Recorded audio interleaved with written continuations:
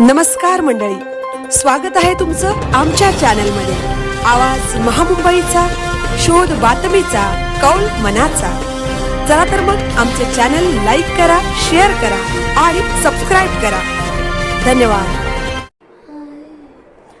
खालापूरच्या महड गावात काळ्या जादूच्या बहाण्याने महिलेवर अत्याचार। भोंदूबाबा बाबाजान विरोधात खालापूर पोलीस ठाण्यात गुन्हा दाखल। खालापूरमधील एका विवाहित महिलेवर अत्याचार तसेच सांताक्रूज परिसरात आई आणि मुलीवर बलात्कार करून त्यांना जीवे मारण्याचा प्रयत्न केल्याची अत्यंत गंभीर घटना उघडकीस आली आहे। राज्यभरात नाशिक येथील भोंदूबाबा प्रकरण गाजत असतानाच नवी मुंबईतही अशाच प्रकारचा धक्कादायक प्रकार समोर आला आहे।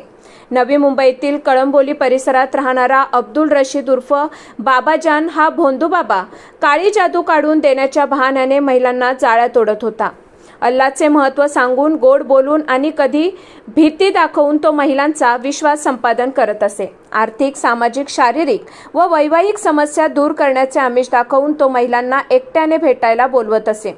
खालापूर येथील निर्जन स्थळी असलेल्या फार्म हाऊसवर नेऊन मध्यरात्री काळी जादू करण्याच्या नावाखाली महिलांना विवस्त्र होण्यास भाग पाडले जात असे। विरोध केल्यास जादू टोण्याची व जीवे मारण्याची धमकी देत त्यांच्यावर अत्याचार करण्यात येत असल्याचा आरोप आहे। तसेच सांताक्रूज येथे आई आणि मुलीवर बलात्कार करून त्यांना ठार मारण्याचा प्रयत्न केल्याचेही समोर आले आहे। या दोन्ही प्रकरणात आरोपी बाबाजान याच्या विरोधात गंभीर गुन्हे दाखल करण्यात आले आहेत।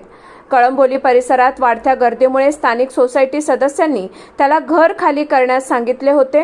गुन्हे दाखल होताच बाबाजानने आपल्या कुटुंबासह तेथून पळ काढत फरार झाला आहे। अनेक वर्षांपासून लोकांना फसवून पैसे उकळण्याचे काम तो करत असल्याचेही उघड झाले आहे।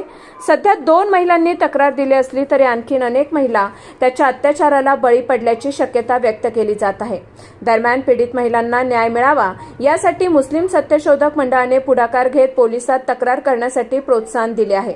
सर्व धर्मांमध्ये भोंदूबाबांचा वाढता प्रभाव ही समाजासाठी घातक बाब असल्याचे सांगत अशा व्यक्तींना कोणत्याही प्रकारचा राजकीय आश्रय देऊ नये अशी मागणीही करण्यात आली। आवाज महामुंबईचा चॅनलसाठी आदित्य वाघ, पनवेल।